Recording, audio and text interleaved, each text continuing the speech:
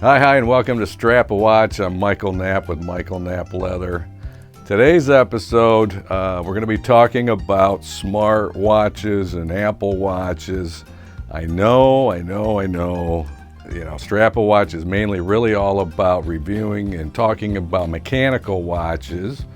But I've showcased quartz watches. I own quartz watches. I do not own a smart watch, at least yet. I'm never going to say never, but so far I have not owned one. But this is Jim. He's a subscriber. It's his Apple Watch. If you saw a couple episodes back, I had made him a black alligator strap for his Zen 104. And he had dropped off his Apple Watch. He had worn this watch for years, and due to the watching of this show, he had bought himself a Zen 104 mechanical automatic watch, which is pretty cool. And that's what this is really all about. What we hope that people who own smart watches and Apple watches will also entertain getting a mechanical watch. So it is, necessary, I think, for us to be talking about it. And that's what we're going to do today. You're going to see me hand make the strap, the Shell Cordovan strap, and we're going to be talking about smart watches. Stick around. Right after the intro, we're going to get right into it.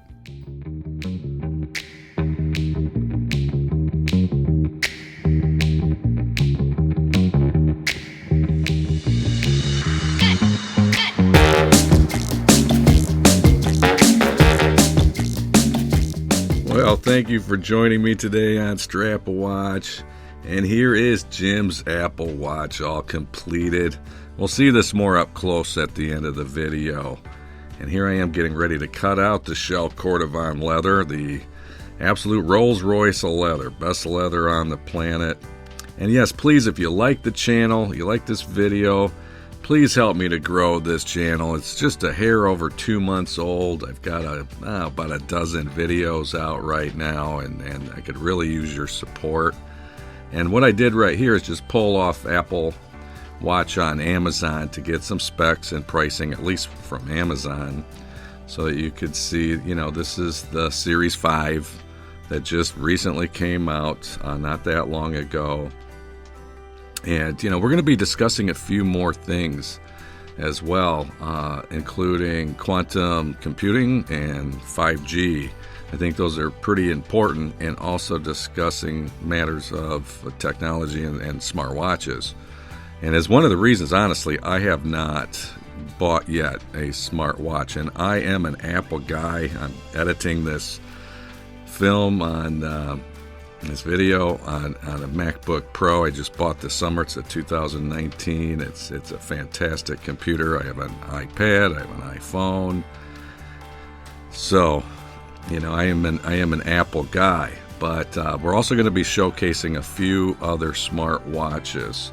And here is the first one I'm going to showcase is from FASSounds, the FASSounds Gen 5.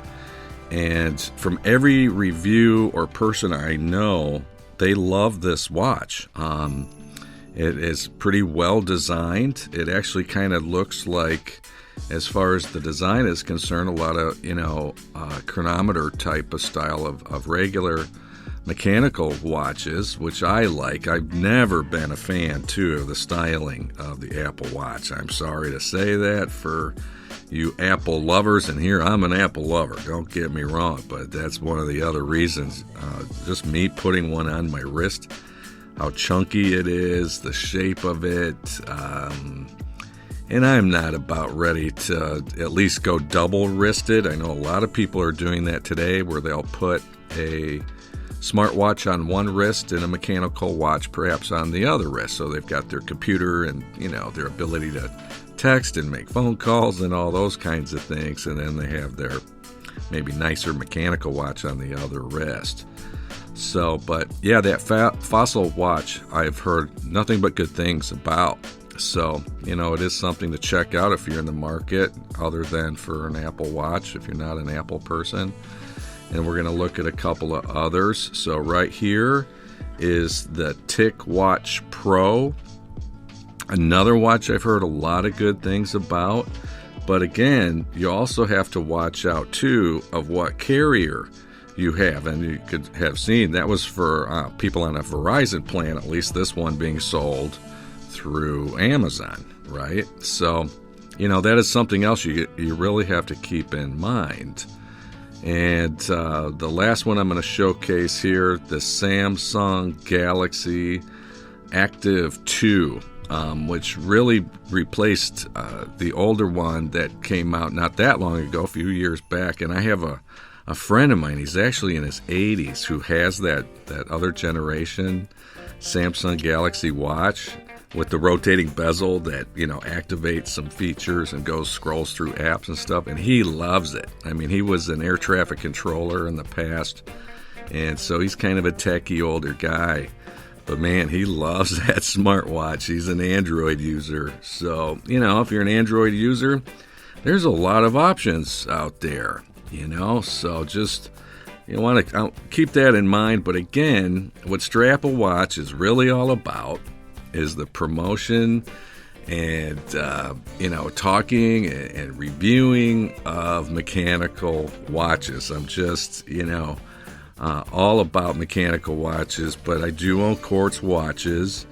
And the whole thing is not many people are wearing watches anymore. It's really the real reason I ended up starting the channel in the first place was, I work with also thousands of other people.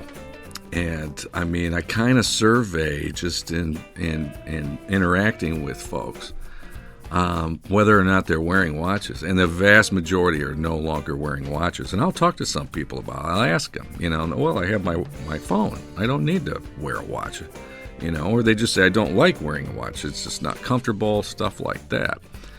And, that's another thing. It's like for me, I cannot wear a watch on my left wrist because I was in a motorcycle accident. I broke my left arm 4 separate times. I've had 2 major operations, and I have a scar where they had put a plate in on my radius right where I would wear a watch. And so I'm not able to wear a watch on my left wrist. That's why you'll always see me wearing a watch on my right wrist. And I've thought about wearing a smartwatch before on my left wrist, going double-fisted, but no, it's just not going to work out. So 5G. 5G is coming, and it's coming fast. There's some spots here in the U.S. that have it. And what does it mean? I mean, just the speeds, the download, the upload speeds are just going to be through the roof. It's a whole different ball game. I mean, there's nothing compared to except when we first went online with the first generation of wireless technology is like what's going on with 5G. So a 2-hour film take you a few seconds, and with the fastest internet you would have right now, that would take 6 minutes. I mean, it would take, where I live, probably about 20 minutes to download that. And from what, the analogy I've been told is like 4G is water coming out of a garden hose, and 5G is the speed of, or the size of data transfer, the size of the channel, which is the train that, connects intercontinental Europe to the UK. So from France over to the UK.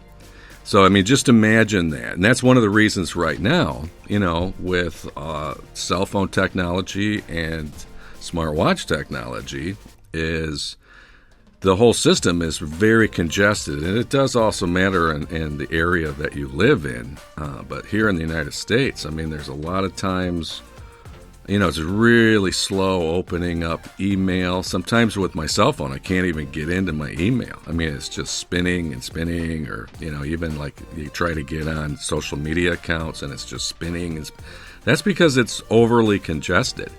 There's just so many people, and there's not enough ability right now with the current 4G system to be able to handle the amount of data and the amount of people that are using it.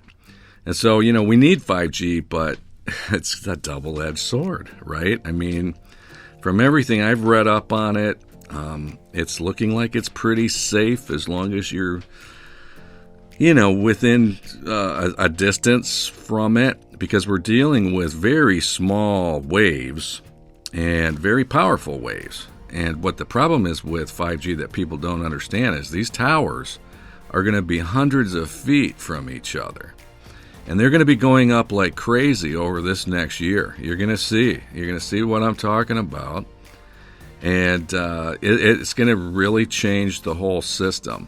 This is the future of, especially with quantum computing, of the ability to have self-driving vehicles, automated vehicles. I mean, that's really the future. But what we're also discussing here is artificial intelligence, AI. And so, I mean, there's a lot of scary stuff with that. Even Elon Musk talked about how scared of it he is. And instead, so what he's going to do is try to be one of the forefront leaders of it. If you can't beat it, let's join it and try and really harness it for the good of humanity, so he says. We'll see what happens. But that's the reality. I mean, it's right around the corner. These next 10 years, it's going to be a whole new world in 2030 as it is compared to what you're experiencing here in 2019. We're right at the end of 2019, and 5G is going to really start going totally online nationwide within the next year. And with quantum computing, that's the deal. So right now, a lot of people don't know this, but the biggest, fastest computer by the U.S. government is called Summit. It's the size of football fields. So just imagine hundreds, thousands of servers all interconnected to make one supercomputer. Well, last year, Google made one that's even faster. That's the size of a refrigerator. And before long, they're going to be the size of a smartwatch. And that's when the world's going to really change, I'll tell you. And I was always a futurist, a Star Trek nut as a little kid. But boy, I'll tell you, there's a lot of not so good things because of encryption codes and this AI being able to break them and quantum computing. So we'll see what happens. But here's Jim's watch. I'm rambling on about technology, but it is important. So, final product, it turned out absolutely beautiful. I think he's really going to enjoy this strap on his Apple Watch. The colors turned out great. Blue's his favorite color. Well, listen, thank you so much for joining me today. Please subscribe to the channel again. God bless you all. And until next time, keep on ticking.